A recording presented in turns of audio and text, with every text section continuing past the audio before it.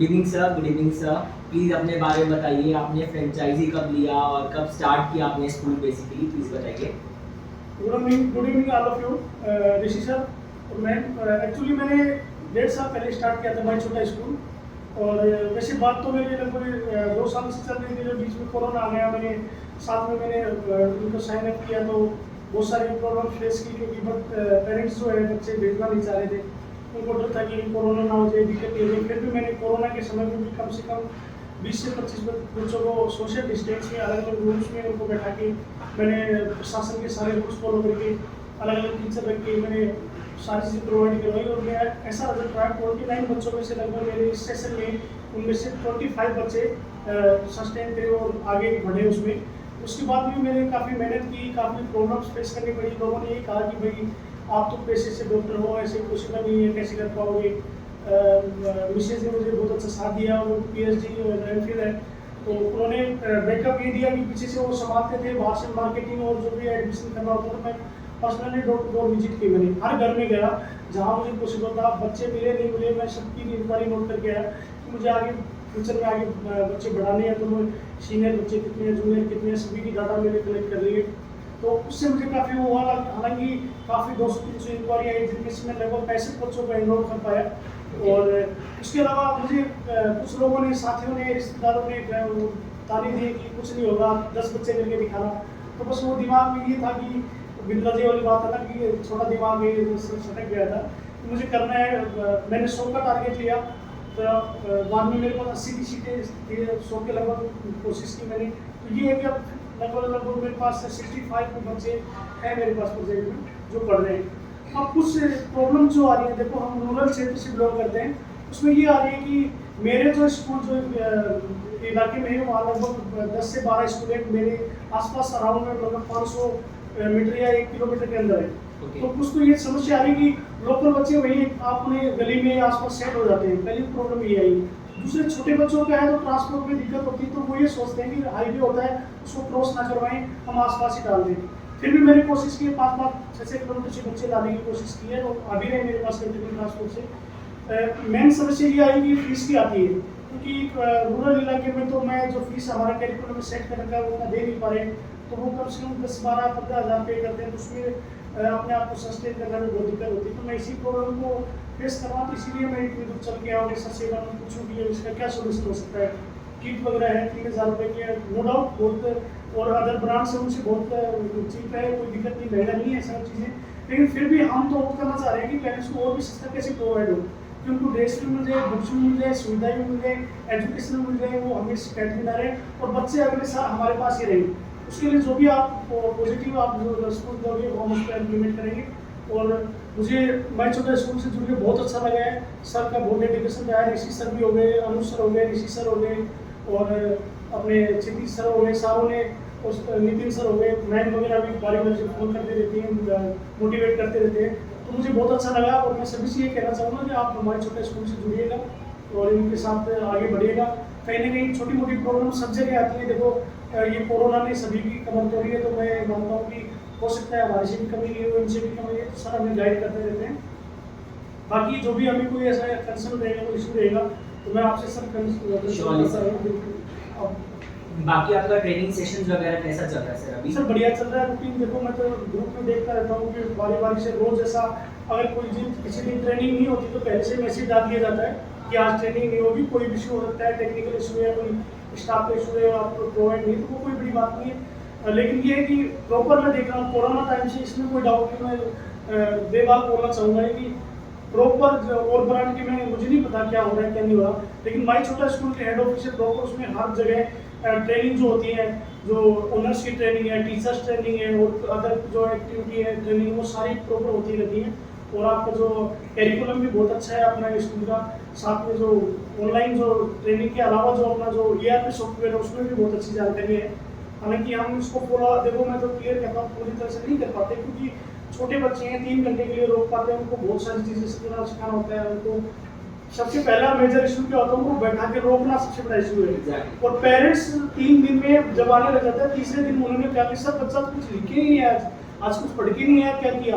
तो हम उनको ये मतलब बहुत बड़ा इशू है कि मैं ये रुक रहा है वो बहुत बड़ी बात है। हम लोग कोशिश ये करें कैसे रोकें उसको, कॉफ़ी दिलाएं, चॉकलेट दिलाएं, आइसक्रीम दिलाएं, कैसे उसको रोकें, क्योंकि हम भी ये चाहते हैं कि बच्चा रुकेगा, 1 महीने हमसे फैमिलियर रहेगा, हमसे रिलेट करेगा, तभी वो अगले महीने कुछ पढ़ पाएगा। तो सर आपने स्टार्टिंग में जैसे कि हमने ERP में डाला हुआ है हैप्पीनेस प्रोग्राम, ये बेसिकली हमारा सेटलिंग प्रोग्राम ही है, तो आप उसको फॉलो करते हैं जब स्टूडेंट आपके पास आता है स्टार्टिंग में? सर एक्चुअली देखो, मैं क्लियर बोलना चाहूँगा कि मैंने उसको फॉलो इसलिए नहीं करता कि हमारे नेट का इशू है, रूरल में कई बार चल नहीं पाता, उसमें प्रॉब्लम आती है तो देख नहीं पाते।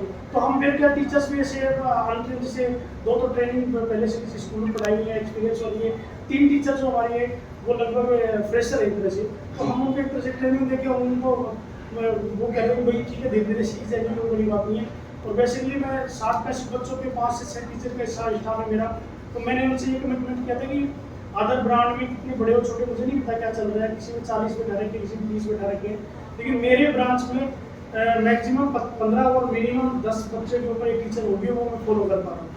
चाहे मुझे कुछ भी हो, चाहे मुझे घाटे में चले, कुछ भी हो, वो मेरा इशू है पर्सनल, मैं उसको बिल्कुल फॉलो करके चलाऊंगा, क्योंकि मैं ये चाहता हूँ सर इस बार मेरे जो 65 बच्चे हैं वो 65 ना होके मुझे बाहर की प्रचार ना करके वो 65 मेरे 300 बच्चे कर दे, मतलब मौखिक जाके बच्चों को जब बोलेंगे, हाँ बिल्कुल उनका रिजल्ट जब दिखेगा तो अपने आप पेरेंट्स मेरे पास चलते हैं। जी, बाकी मार्केटिंग के लिए आप क्या चीज़ें कर रहे हो, थोड़ा सा प्लीज़ वो बताइए अपने बारे में। मार्केटिंग का सर ये है, मैं जिस क्षेत्र में बिलोंग करता हूँ, बेसिकली मेरा फील्ड विजिट रहता है, मैं वेटनरी डॉक्टर हूँ, मेरे घर डोर टू डोर विजिट मेरा सभी जानते हैं। और उस क्षेत्र में मैं 10 साल से कॉलेज चल रहा था, उसमें मैं वाइस प्रिंसिपल था, तो मैंने वहाँ बहुत सारे बच्चों को BEd वाले बहुत सारे बच्चे को पढ़ाया, तो बस मेरे को फेस टू फेस जानते हैं।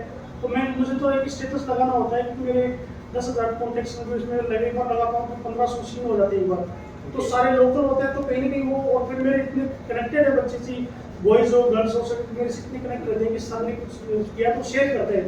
तो कहीं ना कहीं मैं उनसे एक बार रिक्वेस्ट ग्रुप भी बना रखा है अलग से, मैंने उनको एक उनका अलग अलग से ग्रुप, जैसे वो आता है ना आपके क्या बोलते हैं उसको, ब्रॉडकास्ट ग्रुप बनाते हैं, उसमें मैं डालता हूँ, तो पर्सनली जाता हूँ, उनको लगता है कि सबको शेयर करना चाहिए, तो सभी शेयर करते हैं, तो मुझे तो कोई जरूरत नहीं पड़ी कुछ भी लगाने की। इवन मैंने मेरे गली के ऊपर भी मैंने बोर्ड भी नहीं लगाया, तो पेरेंट्स ने कहा कि सर आप बोर्ड तो लगा दीजिए प्लीज, हमें भी दिक्कत होती है आने में, कोई कहाँ से है, फिर बाद में बोर्ड लगाया मैंने। उसके अलावा मुझे होम विजिट की तो मेरे पास ये रिस्पॉन्स आया कि वो सभी का बहुत बेस्ट है। सर प्लीज़ आप अपने बारे में बताइए, आप कहाँ से हैं और आपने कब स्टार्ट किया माय छोटा स्कूल का फ्रेंचाइजी कब किया आपने? सर मेरा नाम विनोद कुमार है, राजस्थान में अलवर डिस्ट्रिक्ट से बिलोंग करता हूँ सर जी। तो 1 साल पहले सर मैंने माय छोटा स्कूल की फ्रेंचाइजी ली सर, और उस टाइम पे सर मेरे स्कूल का जो कंस्ट्रक्शन है वो मैंने स्टार्ट नहीं किया था। फ्रेंचाइजी 1 साल पहले लेके फिर मैंने अपना स्कूल बनाया खुद का, और अभी मार्च 2022 से मैंने मार्केटिंग शुरू करके और 1 अप्रैल से मैंने क्लासेज उसमें शुरू की है सर जी। तो अभी 30 के समथिंग उसमें एडमिशन है सर, और एडमिशन पे हमारा काम चल रहा है, हम डोर टू डोर विजिट कर रहे हैं सर, और अच्छा रेस्पॉन्स मिल रहा है सर, और यहाँ से भी अच्छा रेस्पॉन्स मिला है, सभी ने हमें बहुत सपोर्ट किया है, और लगभग मुझे लगता है कि 60 से अबोव इस सेशन में एडमिशंस कंफर्म है जी बिल्कुल। ओके, तो बेसिकली आप इंक्वायरीज के लिए, जैसे आपने बोला कि आप लोग मार्केटिंग टेक्निक्स में ज़्यादातर, आपने जैसे बोला आपने भी और आपने भी कि डोर टू डोर ही विजिट कर रहे हैं, तो क्या इससे आपको पॉजिटिव रिजल्ट मिल रहा है सर डोर टू डोर से? सर बिल्कुल हाँ, इसमें पॉजिटिव रिजल्ट मिलता है सर। एक तो क्या है कि पेरेंट्स से जब फेस टू फेस बात होती है तो हम उनको अच्छे से संतुष्ट कर सकते हैं, अपने स्कूल के बारे में अच्छे से एक्सप्लेन करके हम उनको अपने स्कूल के बारे में बहुत ठीक से मतलब बता पाते हैं, और तो वो संतुष्ट हो जाते हैं, तब वो हमारे स्कूल में एडमिशन करवाते हैं। ओके, और जैसे कि आपके पास इंक्वायरीज आती है तो उनका कन्वर्जन रेट क्या है, मतलब आप पेरेंट्स को विजिट करवाते हो इंक्वायरीज के बाद अपने स्कूल में एक राउंड दिखाते हो कि हमारे स्कूल का क्या इंफ्रास्ट्रक्चर है, मैनेजमेंट सिस्टम क्या है हम लोगों का, या टीचर्स का डीलिंग कैसे है आप पेरेंट्स के साथ, तो थोड़ा वो शेयर कीजिए। जी सर, ऐसा है सर कि हम महीने में 1 बार PTM करते हैं सर, उसमें क्या है पेरेंट्स भी स्कूल में आते हैं, अब अपने स्कूल की विजिट भी करवाते हैं, और हम अपने स्कूल का पूरा सेटअप उनको दिखाते हैं कि हम इस टाइप से बच्चों को पढ़ा रहे हैं, ये चीज़ें सिखा रहे हैं, तो सर उनसे काफ़ी वो हमसे संतुष्ट होते हैं सर। कन्वर्जन रेट बहुत अच्छा है सर, लगभग जितनी भी इंक्वायरी 100 के लगभग आई तो हमने 65-70 एडमिशन कन्वर्जन रेट भी है। अदर हम ये जरूर कहते हैं कि आप एक बार कहीं भी एडमिशन करवाइए, कोई इशू नहीं है, आप किसी बस में कहीं भी जाओ, कोई इशू नहीं है, लेकिन एक बार सभी में जाने के बाद हमारा विजिट लास्ट में करना, आपको अच्छा लगे तो आप करवाना एडमिशन, नहीं तो कोई बात नहीं। तो वो हमने इतना बढ़िया मतलब आप ग्रुप में डाल के रखा था फोटो वगैरह, बहुत अच्छा सिस्टम, मतलब इतना बढ़िया बिल्डिंग तैयार कर रखा है कि पेरेंट्स देख को उनको ये लगता है कि हमारी क्लास चॉइस ये थी, खत्म हो गई, इसे इसके बाद कहीं नहीं जाना। तो उनको ये लगता है कि हाँ ठीक है, फिर वेल एजुकेटेड है, तो सारी चीज़ें हम उनको बिल्कुल किसी तरह का कोई उनसे ये छुपाते नहीं भाई हम कितना क्या चार्जेज है क्या है, जितना आप हमसे लेते हो उतना ले रहे हैं, तो एक्स्ट्रा नहीं लेते, हम सब चीज़ें क्लियर करके पहले कह देते हैं। वो अदर ब्रांड्स की तरह नहीं भाई लोग ये कहते हैं पहले कुछ बताते हैं, बाद में बच्चा एनरोल होने के बाद कुछ और लेते हैं। तो हमारा ये है कि इसके बाद से हम घाटे में जाए, चाहे मुनाफे में रहे, इसके बाद हम 1 रुपया चार्ज नहीं करते। बच्चों का जैसे बीच में हर महीने में 3, 4, 5 बच्चों का बर्थडे वगैरह जो भी चीज़ होती है, हम बहुत अच्छे से उसको विश कर, मतलब बच्चों को केक अच्छे से मंगवा के उनको अच्छे सेलिब्रेट करवाते हैं, उनको थोड़ा मतलब एक पूरा फैमिली रिलेशन क्रिएट कर, हम बच्चों को ये कोशिश कर रहे हैं कि सर वो स्कूल सब ना समझ के, हम अदर दूसरी फैमिली समझ के वो आए कि मुझे एक फैमिली से निकल के दूसरी फैमिली में जाना है जहाँ बहुत सारे फ्रेंड हैं जी, ताकि वो हमसे रिलेट करें, और जब हमसे देख के जब चेहरा उनको खुश होता हमारा खुश हो, उनको ये ना लगे, डर ना लगे कि भाई कौन आ गई कहाँ गई, डरने लगे। तो सर एक और क्वेश्चन रहेगा कि आपने जैसे दोनों ने बोला, आपने तो सर अभी स्टार्ट किया राइट, तो आप बताइए सर जैसे कि आपने लॉकडाउन से पहले स्टार्ट किया, आपको लॉकडाउन के टाइम पे और अब के टाइम पे क्या डिफरेंस है, या क्या चीज़ें आपने और इम्प्रोवाइज की अपने बिजनेस के अंदर उसको एनहांस करेंगे, तो वो बताइए प्लीज। देखिए सर, पहले तो एक्चुअली हमारे जो लॉकडाउन में क्या प्रॉब्लम्स आई, टीचर हमने घर गए तो हमसे मिलते काफ़ी दूर बैठना पड़ता था, दूसरी चीज़ें वो भेजने को तैयार नहीं थे कि हम बच्चों में नहीं हो सकते, इस तरह की पूरी क्रिटिकल कंडीशन थी, महामारी थी, कि भैया आपने देखा सब बहुत प्रॉब्लम आ गई। हमने जैसे तैसे कन्विंस किया कि हमारे पास डॉक्टर भी है, हम कोई सुविधा देंगे, कोई दिक्कत नहीं। हमने क्या किया सर, दूर उनको डिस्टेंस में बाकायदा जैसे प्रशासन जो कहा 2-3 बार हमारे यूनिवर्सिटी के प्रशासन ने देख के गए, तो उन्होंने लगा कि ठीक है बच्चों को बढ़िया फॉलो कर रहे हैं। एक कमरे में 5-5 बच्चे बैठाते थे, तो उसमें उनको लगता था कि भाई डिस्टेंस मेंटेन कर रहे हैं, सभी को हम मास्क लगवाते थे, आते सैनिटाइज करवाते थे, सारी चीज़ें कर रहे थे। तो उसमें हमें प्रॉब्लम ये होती, उस समय में हमारे बच्चे बढ़ जाते, लेकिन समस्या कोरोना थी सबसे बड़ी। उसमें पेरेंट्स इसलिए नहीं भेजना चाहते थे क्योंकि कोरोना में पता नहीं क्या हो क्या नहीं हो, हम एडमिशन नहीं करवा सकते। तो हमने ये कहा कि भाई आप एडमिशन नहीं करवा सकते, लेकिन बच्चे को अपने घर मत बैठाइएगा, उससे आपके बच्चे की डेवलपमेंट और ग्रोथ रुक रही है, तो आप प्लीज़ इसी चीज़ एडमिशन से बाद में करवा दीजिएगा, अगर आपको अच्छा लगे। तब तक आप एज ए ट्यूशन फीस हमें दे कि आप अपने बच्चे को भेजिए, ताकि हमारा स्टाफ भी मैनेज रहे और हम आपके बच्चे को प्रॉपर शिक्षा प्रोवाइड करवा सकें। तो हमने एज ए ट्यूशन फीस उनको बिना भी किसी एडमिशन के लगभग 4 से 5 महीने में प्रोवाइड की। बच्चों का रेस्पॉन्स है 2 घंटे रहते थे, ज़्यादा नहीं, ताकि बच्चों को ज़्यादा वो दिक्कत नहीं हो। बाकी हम जो भी सेफ्टी मेजर्स के रूल्स होते थे, जो अपने कंप्लेंट होते थे, सारी चीज़ फॉलो कर रहे थे। जो भी चीज़ें सैनिटाइज करवाना, हैंड वॉश करवाना, अलग अलग जो 5 को अलग, जैसे 5 बच्चे को उनको अलग खाना लंच करवाना, तो टीचर्स अपने हैंड सैनिटाइज करके हाथ अच्छी प्रॉपर वॉश करके उनको खिलाते थे। तो सारी चीज़ें मैनेज की। हाँ, अब इतना हुआ कि उन 4 महीने के रिजल्ट के बाद जो पेरेंट्स जो रुके हैं, उनमें सारे बच्चे रुके हमारे पास, क्योंकि उन्होंने देखा कि इन्होंने मेहनत की है वास्तव में बच्चों की, और रिजल्ट भी है। अब कुछ पेरेंट्स होते हैं उनको तुरंत रिजल्ट चाहिए होता, तो हमने कह देते हैं भाई छोटे बच्चे कुछ भी नहीं है। बाकी जो 6 महीने हमारे पास पिछले सेशन में रुके हैं बच्चे, उनके रिजल्ट बहुत अच्छे आए, बहुत अच्छे प्रोग्रेस किए। तो बेसिकली सर स्टाफ सिलेक्शन के अंदर आप क्या चीज़ें पहले नोटिस करते हो जब आप कोई टीचर अपॉइंट कर रहे हो या कोई मान लीजिए कोई और अपॉइंट कर रहे हो, तो उसके अंदर आप क्या चीज़ें या क्या क्वालिटीज़ पे वर्कआउट करते हो? क्योंकि जैसे कि आपको पता है कि माय छोटा स्कूल क्वालिटी से कॉम्प्रोमाइज़ नहीं करता, राइट? तो आप थोड़ा प्लीज़ बताइए स्टाफ सिलेक्शन में आप क्या करते हो? स्टाफ सिलेक्शन में सर मैं बेसिकली 3 चीज़ें देखता हूँ, ज़्यादा उनसे कुछ ये नहीं करता कि भाई मुझे कोई इस तरह से कोई फालतू की चीज़ नहीं चाहिए। मैं एक तो उनकी क्वालिफिकेशन देखता हूँ कि एटलीस्ट उनकी कम से कम बीएड हो। भाई ज़्यादा भी नहीं कह रहा कि भाई एमए बीएड इस तरह से कोई क्वालिफिकेशन पीएचडी में नहीं देना, लेकिन बीए बीएड हो ताकि वो बच्चों को अच्छे से हैंडल कर सके। दूसरी चीज़, थोड़ा बहुत उनको उसमें मातृत्व का गुण हो कि कम से कम वो बच्चा अगर मैं बेसिकली लेडी स्टाफ का सारा, क्योंकि वो उनसे बच्चों से रिलेट कर पाए, बच्चों को अगर रो रहा है तो उसके आंसू पहुँच पाए, उनको बैठा पाए, उनको अगर माँ नहीं है तो उनकी बुआ बन के या कोई भी रिलेशन में उनको बहन बन के या उनकी जो भी उनको मतलब एक तरह से उनको वहाँ खिला पाए, बैठा पाए। दूसरी चीज़ एक क्वालिफिकेशन था, कई मेरे पास टीचर है 8वीं पास 10वीं पास में उनको बिल्कुल रखा दिया, मुझे भी चाहिए, क्योंकि मैं उन पर अदर ब्रांड कोई नहीं लगाता, मैं मेरे बिल्कुल डिस्प्ले पे बोर्ड पे लगाता हूँ कि हमारे पास एमए बीएड बाकायदा और एमएससी बीएड है, मैथमेटिक्स से है। हालांकि वो फ्रेशर हैं, मैं ये नहीं कहता कि भैया, क्योंकि हमारी मजबूरी है क्योंकि पेरेंट्स इतनी फीस हमें दे पाते हैं तो हम अगर हम 10 साल पुराने अगर टीचर रखेंगे एक्सपीरियंस वाले, तो उनको आपको पता है मोटे सैलरी देनी पड़ती है, तो पॉसिबल भी नहीं होता। तो हमने फ्रेशर को तवज्जो दी, लेकिन वो कम से कम वो सीखने की ललक हो, और दूसरा कि वो पंक्चुअल हो, आने के लिए तत्पर हो, और ये चीज़ कह रखी कि अगर आपको छुट्टी करनी है तो एक दिन पहले बताना पड़ेगा, ताकि बच्चों को कोई प्रॉब्लम ना हो। अब एट ए टाइम कोई फ़ोन करेंगे सर आज 8 बज रहे हैं, आज मैं आज नहीं आ सकती, तो मेरी व्यवस्था खराब होती है, तो वो फॉर्म वगैरह साइन करवाते हैं, हम कहते हैं कि भाई आपको ऐसी कोई दिक्कत है, एक दिन पहले बताओगी। फिर हमारे पास कोई ना कोई रास्ता होता है, कोई जानकार होता है, तो एक दिन बुलाते हैं ताकि कोई दिक्कत ना हो। और बाकी सर जैसे कि आपको पूरा प्रॉपर हम लोग फिजिकल मील शेयर करते हैं कि आपको स्कूल में ये चीज़ें लगानी, जैसे लर्निंग वील हो गया, एक्टिविटी वील हो गए, राइट, और कुछ हम लोगों ने आपको और पीडीएफ भी शेयर किए, जैसे सर्टिफिकेट्स हो गए कंपनी के, राइट। तो ये चीज़ों पे आप काम करते हैं या मतलब बिल्कुल सर, मैंने ऑफिस बहुत बढ़िया बना रखा है, और हमारे सर का भी ऑफिस देखना सर बहुत गजब बना रखा है। बेसिकली सर ने बहुत अच्छा काम किया है, 20-25 लाख रुपए लगा के पूरी बिल्डिंग बनाई है, नई बिल्डिंग बनाई है, बहुत अच्छा। और मैं तो ये कह रहा हूँ आगे बढ़ो, आपको दिक्कत नहीं, हमारे पास में 15 किलोमीटर डिस्टेंस है, तो हम तो एक दूसरे को सपोर्ट करते हुए चलते हैं। क्योंकि देखो हम एक परिवार का हिस्सा है, मैं आज भी आ रहा था, मेरे को फोन करके स्पेशल बुला के लाया हूँ कि सर आपको जो भी है चलो साथ चलते हैं, कोई दिक्कत नहीं, आपको कुछ लेना हो साथ चलने की कोई इशू नहीं है। तो हम तो जब भी मेरे पास टीचर्स वगैरह जो भी आते हैं या फिर पेरेंट्स की इंक्वायरी आती है, मैं तो ये बताता हूँ कि आप नीम जाकर चेक कीजिएगा, नागौर पास में वहाँ कीजिएगा, बड़ोद में चेक कीजिएगा, बहरोड में चेक कीजिएगा। मेरे आसपास ब्रांच उनको बताता हूँ, हमारे और भी ब्रांच है, ये नहीं सिर्फ बहरोड में ही है।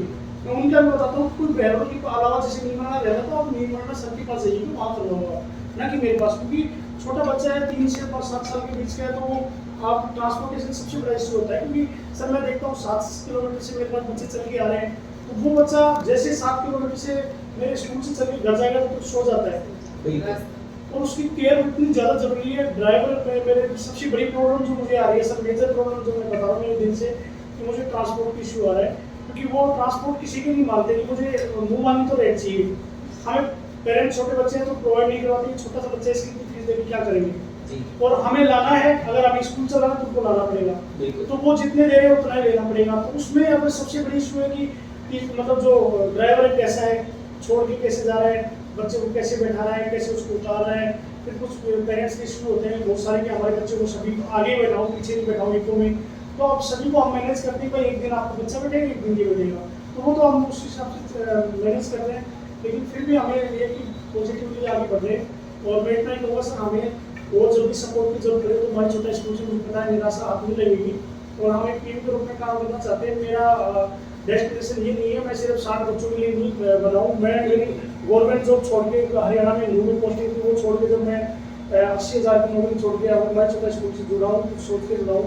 मुझे अगली बार किसी भी हर हाल में भाई छोटा स्कूल तो मेरा रहेगा, मैं आगे स्कूल को बढ़ाऊंगा, और मैं ये कमिटमेंट करता हूँ कि मेरा जो आगे 5 या 8 क्लास तक अगर होगा तो मैं 300 बच्चे करूँगा, वो मैं अभी से प्लानिंग कर रहा हूँ, क्योंकि मुझे इसी में बढ़ना है। और मैं ये चाहता हूँ मेरे क्षेत्र में जो अदर ब्रांड्स है वो रहेंगे, कोई बड़ी बात नहीं, मुझे किसी से कोई कंपेरिजन नहीं करना, लेकिन मेरा एक ब्रांड है, मेरा जो नाम है वो आगे हो। और मैं इसमें चाहता हूँ कि आगे 300-500 बच्चे मैं मेरी मेहनत से करूँगा, मुझे जो भी करना पड़ेगा चाहे मुझे आज से लगना पड़ेगा। मैं हर एक बच्चे की इंक्वायरी नोट करता हूँ, जो भी मुझे दिखता है, कहीं भी मिलता है, पार्क में घूमता है, बातें करता हूँ उनसे, उनके नंबर शेयर करता हूँ, मैं इंक्वायरी में नोट करता हूँ। आज जो प्री एडमिशन में कोई इशू नहीं है, लेकिन कल हो सकता है कि वो बच्चे की प्रोग्रेस नहीं हो रही, वो चेक करे, तो मेरे पास एडमिशन से पहले डाटा रहेगा। और मैं सर मेरे पास जो भी डाटा रहे, एडमिशन आई नहीं आई, मैं उनको प्रॉपर उनसे जैसे बताते हैं सर कल बात करना, डेली उनको फोन करता हूँ कि सर आपने कल बताया ना क्या इशू रहा, बताइए फीस का इशू तो बताओ, कोई और इशू तो बताओ। तो मैं जैसे हर वीक में एक बार हर पेरेंट से जो भी मेरे पास डाटा है, मैं कभी भी कहते हैं ना कॉल बैक करके उनको पूछता रहता हूँ। वो मेरा हमेशा ये रहा कि मैं उनको भूलने नहीं दिया कि हमारे छोटे स्कूल ही है। सर आपके पास जो भी पेरेंट्स आ रहे हैं ना, आप उनको एजुकेट करिए, क्योंकि आपने जैसे बोला आप रूरल एरिया से हैं, उनको नहीं पता कि एक्टिविटी से कैसे पढ़ाया जाता है, क्या किया जाता है, तो आप उन्हें एजुकेट करिए। मैम एक चीज़ बोलूँगा, मैं आपसे दूसरी बात करते हैं, मैं कैमरे के सामने आप एक बार प्लीज़ उनको, मैं अगर ये वीडियो प्रोवाइड होता है तो आप उनको बताइएगा कि छोटा बच्चा है, फर्स्ट टाइम नर्सरी में आ रहा है, वो बैठना नहीं सीख रहा है, पहले तो बैठ क्लास की दूर की बात है, स्कूल में रुकना उसके लिए बहुत बड़ी बात है, घर वाले छोड़ के जा रहे हैं, रो रहा है वो, उसको रोक कैसे रहेगा। तो पेरेंट्स हमें ये कहते हैं कि हमारे 3 दिन से बच्चा आ रहा है, हमें कुछ पढ़ के नहीं आया, कुछ लिख के नहीं आया। अब वो कहीं ना कहीं एजुकेशन की प्रॉब्लम है या कोई समझ की फर्क है, क्योंकि वो प्ले स्कूल का मैं तो समझ नहीं पा रहे। प्ले स्कूल का मतलब है कि बच्चे को किस तरह से रोकना है स्कूल में, उसका फोबिया है जो स्कूल के नाम से, वो डर है, उसको कैसे निकालना है। पढ़ेगा वो जिंदगी भर पढ़ना ही है, उसको ए फॉर एप्पल सारी जिंदगी पढ़ना है, तो वो एलकेजी यूकेजी में उसको रिटर्न वर्क करेगा। लेकिन हमें फोर्स ये करते हैं कि नर्सरी में फर्स्ट टाइम जो बच्चा आ रहा है उसको कैसे ए फॉर एप्पल सिखाएंगे। समय लगता है। आप पहले पेरेंट्स को पढ़ाए इसके बारे में कि हम लोग वो बुक्स वाला सिस्टम गया, क्योंकि बहुत से पेरेंट्स के दिमाग में ये होता है कि मेरा बच्चा जाना शुरू हो गया, अब वो लिखना शुरू कर दे, अब उसको A to Z लिखना आ जाए, A to Z पढ़ना आ जाए। तो आप पेरेंट्स को एजुकेट करिए पहले कि हम लोग जो कुछ भी कराते हैं एक्टिविटी बेस होता है हमारा। जब उनको क्लियर हो जाएगा सब कुछ, उसके बाद ही हम लोग लिखने पे चले। ऐसा नहीं करेंगे कि उसको एक्टिविटी में कुछ आता नहीं है और हम लोग पेंसिल पकड़ा दें हाथ में, टीचर लिखवा देगी, कोई दिक्कत नहीं है, टीचर हाथ पकड़ के लिखवा रही है, बच्चे ने क्या सीखा, कुछ नहीं सीखा। तो मेनली जो हमारा करिकुलम है वो पूरा एक्टिविटी बेस्ड है। जो कुछ भी कराएंगे एक्टिविटी से रिलेटेड कराएंगे, प्ले वे मेथड से कराएंगे। तो मेनली आप ये पेरेंट्स को एजुकेट करिए, पहले एक काउंसलिंग सेशन रख के पेरेंट्स को एजुकेट करिए, ताकि उनका ये जो उनके दिमाग में है कि हमारा बच्चा लिखना शुरू नहीं हुआ या पढ़ना शुरू नहीं हुआ, उनको पता चले। सबसे पहले तो सर आपको भी बहुत अच्छे से पता होगा कि हमें अपनी स्टूडेंट्स की मसल्स को स्ट्रॉन्ग करना है। तभी अब आज मैंने ये पेन पकड़ा है, ये क्यों पकड़ा है, क्योंकि मेरे मसल्स स्ट्रॉन्ग ऑलरेडी, मेरी ट्राइपॉड ग्रिप ऑलरेडी बनी हुई है। इससे पहले जब पेरेंट आपके पास आता है, पेरेंट्स को पहले ही अवेयर कीजिए कि मतलब आप जब काउंसलिंग करते हैं पेरेंट्स के साथ, उनको पूरा प्रॉपर गाइड कीजिए कि ऐसा नहीं है कि आपने आज बच्चे को स्कूल भेजा और आप सेकंड डे से ही रिजल्ट्स डिमांड करेंगे, वो चीज़ नहीं होगा। आप उनको पूरा प्रॉपर बताइए कि हम लोग फर्स्ट 10 डे स्टूडेंट्स के साथ एक सेटलिंग प्रोग्राम बनाते हैं, यानी एक हैप्पीनेस प्रोग्राम मतलब सेलिब्रेट करते हैं, जिसमें क्या होगा कि हम लोग स्टूडेंट्स को प्रॉपर गाइड करेंगे, कुछ एक्टिविटीज़ कराएंगे, और जो वो हमारी एक्टिविटीज़ होंगी वो ब्रेन डेवलपमेंट एक्टिविटीज़ होंगी। अब उसके अंदर क्या होगा, उसके बाद फिर हम अपने करिकुलम पे वर्कआउट करेंगे। अब क्या है कि पेरेंट अगर बोल रहा है कि ए फॉर एप्पल मेरे बच्चे ने अभी तक लिखना नहीं सीखा, आप पेरेंट को गाइड कीजिए कि अभी इस चीज़ों के लिए वर्कआउट करने में थोड़ा सा टाइम दीजिए आप हमें। क्यों टाइम दीजिए, क्योंकि हम लोग कुछ एक्टिविटीज़ ऐसे कराएंगे जो आपके बच्चे के मसल्स यानी आपके बच्चे के fine and gross motor skills के ऊपर हम काम करेंगे। अब आपने देखा होगा करिकुलम के अंदर हम लोगों ने व्हीट फ्लोरिंग की एक्टिविटी करवाई है, उसमें बच्चों को बोला कि एक प्लेट लेकर और आटा डाल दिया सारा फ्लोर, और स्टूडेंट वहाँ पे लिख रहा है ए या अनार की वो कर रहा है। वो इसीलिए किया ताकि बच्चों की ये मसल्स यानी ट्राइपॉड ग्रिप पहले हम लोगों को स्ट्रॉन्ग करना है, उसके बाद ही हम बच्चों की होल्डिंग पावर्स के ऊपर काम करेंगे और बेसिक्स करिकुलम्स के ऊपर तब काम करेंगे। यानी हमारा जैसे मैम ने बताया कि एक्टिविटी बेस्ड है, ये एक्टिविटी बेस्ड है, but activity as well as curriculum दोनों को हम एक साथ लेके चलेंगे जो बच्चों के लिए बेनिफिशियल के लिए काम करेगा। सो दैट उनको बताइए कि आपके बच्चे का एक तरह से पूरा प्रॉपर हम लोग ब्रेन डेवलपमेंट्स के काम करते हैं और एज वेल एज हम आपके स्टूडेंट्स के होलिस्टिक डेवलपमेंट्स के काम करते हैं। जब आप पेरेंट को पूरा प्रॉपर थोड़ा इस तरीके से गाइड करेंगे तो वो पेरेंट आपकी बातों को समझेगा। बिल्कुल सर, अब पीटीएम जो इसी मंथ में लास्ट में करेंगे तो उसमें मैं पूरी कोशिश करूंगा हर पेरेंट्स को बुला के। काउंसलिंग बहुत जरूरी है, बहुत जरूरी है, क्योंकि रूरल इलाके में ये समस्या आती है, वो ये सोचते हैं बच्चा स्कूल गया है तो आज कुछ ना कुछ आज एक चैप्टर पढ़ गया है। एग्जैक्टली, उनको एक्सपेक्टेशन ऐसी होती है क्योंकि सर पहले जो पेरेंट्स पढ़े हुए हैं तो उनको ये लगता है कि भाई हमें तो आज प्ले स्कूल में भेज रहे हैं तो कुछ अलग ही करेंगे। तो थोड़ा सा वो इन चीज़ों से प्रिपेयर नहीं है तो उनको थोड़ी चीज़ें बताई नहीं है तो उनको शायद समझ में आएगी ये चीज़ें। मैं अदर एक्टिविटी में ध्यान देता हूँ सर, जैसे मैं बेसिकली वेटनरी सर्जन नहीं, लेकिन मेरे साथी डॉक्टर हैं काफ़ी MBBS, तो मैं पेडियाट्रिक्स भी है, तो मैं प्रॉपर्ली उनको हर 3 मंथ में बच्चों के रूटीन चेकअप वगैरह और उनके जो जांच वगैरह करवाता हूँ, फ्री ऑफ कॉस्ट करवाता हूँ। इसलिए एक बार मैंने सेशन गया से मैंने उसमें एक बार करवाया था, और नेक्स्ट मंथ में कोशिश कर रहा हूँ कि नेक्स्ट मंथ को अरेंज करिए अच्छे से डॉक्टर, क्योंकि अभी ये वायरल का सीजन चल रहा है, सेम में बच्चे बीमार हो रहे हैं, कोई खाना नहीं खा रहा है, किसी डाइट प्लान नहीं है, कोई कुछ मतलब काफ़ी पेरेंट्स को मैंने देखा है नमकीन रोज भेज रहे हैं, कोई ऐसी चीज़ें भेज रहे हैं, उसके बाद वो बीमार हो जाते हैं। तो मैं चाह रहा हूँ कि पेरेंट्स को भी अवेयर करें इस मामले में, उनको प्रॉपर डाइट चार्ट बना के दूंगा ताकि बच्चे को क्या भेजना है, क्या करना है, कैसे खिलाना है, कैसे उसका डेवलपमेंट। इसके लिए मैं आपको बताता हूँ, हम लोगों के ERP के अंदर एक आपको ऑप्शन दिखेगा एकेडमिक प्लानर में, नी मैनेजमेंट। ये चीज़ें हम लोगों ने आपको ऑलरेडी प्रोवाइड की हुई है। आप अपने पेरेंट्स को बोलिए कि आपका ये ERP है, यानी आपको ये ऐप डाउनलोड करना है,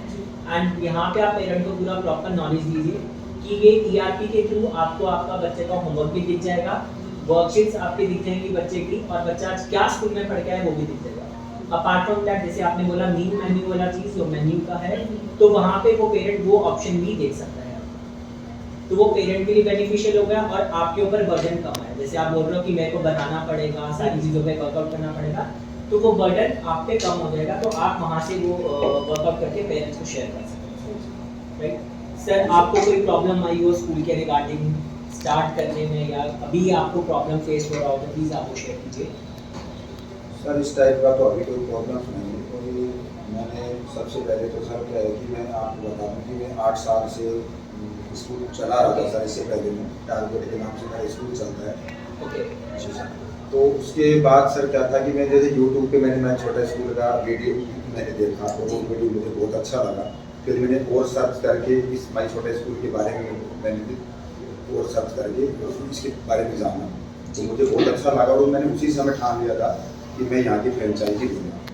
और यहाँ की फ्रेंचाइजी लेके सर मैंने इसके ऊपर काम किया। जैसे कि मैंने अभी पहले आपको बताया कि मैंने अभी अप्रैल में ही क्लासेस स्टार्ट की, और सर हर जगह से बहुत अच्छा रिस्पॉन्स मिला है मुझे, और काफ़ी एडमिशन भी हो रहे हैं। तो मेरा तो ये मानना है कि सर अपने आप में एक ब्रांड है, और इतना कोई प्रॉब्लम फेस नहीं करनी पड़ रही हमें। बाकी छोटी मोटी प्रॉब्लम तो सर कई पेरेंट्स क्या है कि थोड़ी अवेयरनेस कम होती है उनमें, तो थोड़ा उनको समझाने में थोड़ा सा टाइम लग जाता है। बाकी ऐसा कोई क्रिटिकल इशू है नहीं सर। ठीक है, ठीक है। बाकी स्टाफ को लेके कोई प्रॉब्लम आ रही हो, या हेड ऑफिस की तरफ से आपको कोई प्रॉब्लम हो, तो प्लीज़ आप वो भी बता सकते हैं। सर हेड ऑफिस की तरफ से सर कोई प्रॉब्लम नहीं है, सब लोग बहुत अच्छे से सपोर्ट कर रहे हैं हमें। Okay, thank you so much sir. आप कुछ 2 वर्ड्स बोल दीजिए प्लीज़, आप दोनों माई छोटा स्कूल के बारे में। सर मैं तो यही कहूँगा कि माई छोटा स्कूल जो है ये अपने आप में एक ब्रांड है, और जो पूरी ऑल इंडिया जो स्कूल जो खुले हुए हैं, और यहाँ हेड ऑफिस की जो टीम है, सब लोग बहुत अच्छे हैं और एक फैमिली की तरह काम कर रहे हैं। तो मैं तो यही चाहूँगा कि प्लीज़ आप इसको बहुत सपोर्ट करें, और अपने बच्चों को एडमिशन यहीं दिलाएं माई छोटे स्कूल में। Thank you so much sir. Shailendra sir please आप। सर ठीक है, सर ने बता दिया, आपने बता दिया, इसमें कोई नो डाउट है। क्योंकि मैं सर एक्चुअली इससे जुड़ा कैसे था थोड़ा सा बताना चाहूँगा। मैं छोटा स्कूल से मैं IBC था, और चैनल पार्टनर मोतीवाड़ी का जो डॉक्टर विवेक बिमला जी को बड़ा दिल्ली से, तो मैं उनके एक इवेंट में जाता रहता हूँ। तो उन्होंने कहा कि आप डॉक्टर साहब एजुकेशन से जुड़े हो, तो आप स्कूल ही सेक्टर में जाइए। उन्होंने सजेस्ट किया, तो मुझे भी लगा। 12 जनवरी को पहली बार जब मुझे मिला था बिमला जी से, तो मुझे लगा ठीक है मुझे इस सेक्टर में जाना। तो उसी दिन डिसाइड किया था मुझे अपने डॉक्टर वाला काम छोड़ के मुझे पुस्तक वाला काम करना है। तो उस दिन से मैंने ठाना था कि भाई ठीक है। तब मैं सोच रहा था 12 जनवरी मेरा इनोग्रेशन डेट डालूंगा मैं, या फिर एनुअल डे डालूंगा, तो उसमें थोड़ा याद भी रहेगा। तो डॉक्टर साहब ने मुझे बताया, और मैंने फॉलो किया। मैंने स्कूल का फ्रेंचाइजी के लिए थोड़ा सा कोरोना आ गया, बीच में दिक्कत ऐसी आएगी। बाकी हर जगह से सपोर्ट अच्छा मिला। हेड ऑफिस से भी आप इसी सर भी मैम भी अच्छी सपोर्ट करते हैं। जब भी कोई प्रॉब्लम होती है, चाहे संडे हो या शनिवार हो, जब भी अगर ऐसी बात होती है तो वो हमें गाइड करते हैं। और एक छोटी सी चीज़ मैं ये कहना चाहूँगा सर, जैसे हमारे लगभग 1610 ब्रांचें हैं ऑल ओवर इंडिया में, और इंडिया से बाहर भी कंट्री में काम कर रही है। मैं एक छोटा सा सजेशन मान लो कुछ भी हो सर, मैं ये चाहूँगा कि टीम थोड़ा सा और एफर्ट करे, तो 1600 ब्रांच बढ़ाने की बजाय क्वालिटी की बजाय क्वांटिटी पे, मतलब के बजाय क्वालिटी पे ध्यान दें तो ज़्यादा बेटर रहेगा मेरी बात करिए। क्योंकि जो ब्रांच चल रही है, हम ये चाह रहे हैं कि हम 30-50 स्टूडेंटों पे सस्टेन करना मुश्किल है सब जगह, क्योंकि सारी चीज़ें स्टाफ भी मैनेज करना होता है। हम अगर आप सोच के बैठे तो मैं डॉक्टर बनाऊँ 25 लाख रुपये लगा के बैठाऊँ, तो घर वाले जब ये कहते हैं भाई आपका क्या कमा रहे हो, तो जहाँ मैं 80-90 लाख रुपये कमा रहा था, अपने 20,000 रुपये नहीं कमा रहा हूँ, तो कुछ नहीं कर रहा। लेकिन मुझे ये लग रहा है कि मैं मेहनत इस दिशा में कर रहा हूँ। आज मेरे पास 65 बच्चे हैं, तो 600 बच्चे भी होंगे 2 साल बाद। तो वो मेहनत है, मुझे विश्वास है अपने आप में। और मैंने शिक्षा ऐसे गुरु से लिए देगा जी से, तो मैं हार मानने वाला नहीं हूँ। फिर हमारे सर भी बहुत अच्छे, आप लोग भी बहुत अच्छे मोटिवेट करते रहते हो। तो मैं ये चाहता हूँ कि सर इस चीज़ पे आप स्पेशली फोकस करें कि जो ब्रांचेज चल रही हैं उन पे थोड़ा सा ज़्यादा ध्यान देके उनके एडमिशन्स बढ़ाए जाएँ, उन पर थोड़ा सा और मोटिवेट किया जाए। कि क्योंकि हम ये चाह रहे हैं कि हमारे 35,000 बच्चे जो पढ़ रहे हैं हमारे छोटे स्कूल में, वो 35 ना पढ़ के शायद वो कभी ऐसा समय आए 1-2 साल बाद कि 1.5 लाख 2 लाख बच्चे हमारे पास पढ़ेंगे। तो ज़्यादा बेटर रहेगा कि हम हर गली में हर जगह पर चले जाएँ कि हमारा छोटा स्कूल का बच्चा है। जैसे हम लोग बोलते हैं कि ये बचपन है बहुत पहले से चल रहा है, लेकिन ये भी चल रहा है, लेकिन अब कहीं ना कहीं हम विस्तार कर रहे हैं, और इसमें हम बच्चों को बढ़ाना है, एडमिशन बढ़ाना है, तो उसको फोकस किया जाए। बाकी बहुत अच्छा ब्रांड है, बहुत अच्छा नाम, सबसे अच्छा चीज़ है लोग ऐसे कहते हैं नाम कहाँ से लाएगा आप इतना अच्छा, तो ये हमारे हेड ऑफिस की देन है, वो इतना अच्छा नाम लेके आए, बहुत ही अच्छा नाम है, तो बहुत अच्छा पसंद भी कर रहे हैं, स्टाफ भी अच्छा साथ दे रहे हैं, यहाँ से सभी जगह से मुझे सपोर्ट मिल रहा है। सभी पेरेंट्स से मैं कहना चाहूँगा आपके नियर अबाउट जहाँ भी माई छोटा स्कूल ब्रांच हो, प्लीज़ आप एक बार विजिट कीजिएगा और सजेस्ट भी कीजिएगा। अगर कोई कमी आए तो कोई दिक्कत नहीं है, हर जगह कमी होती है, कोई बड़ी बात नहीं है। आप अपने बच्चों को जरूर एनरोल करवाइएगा और फिर प्रोग्रेस आपको साल भर में अपने आप नजर आएगी। बाकी कोई इशू नहीं, जैसा कि आपने अपना सजेशन दिया उसका मैं आपको एक आंसर देना चाहूँगा कि हम लोगों ने हर स्टेट्स में एक RM अपॉइंट किया, रिलेशनशिप मैनेजर। तो अगर आपको एडमिशन्स के रिगार्डिंग या किसी चीज़ के रिगार्डिंग भी आपको प्रॉब्लम आता है, प्लीज़ आप उनसे कॉन्टैक्ट कीजिए। बाकी कोई इशू नहीं, और भी इसको इम्प्रोवाइज करेंगे, आपकी सजेशन हम लोग वर्कआउट करेंगे surely. Thank you so much sir, आपको भी thank you so much sir for your kind words, thank you. Thank you so much.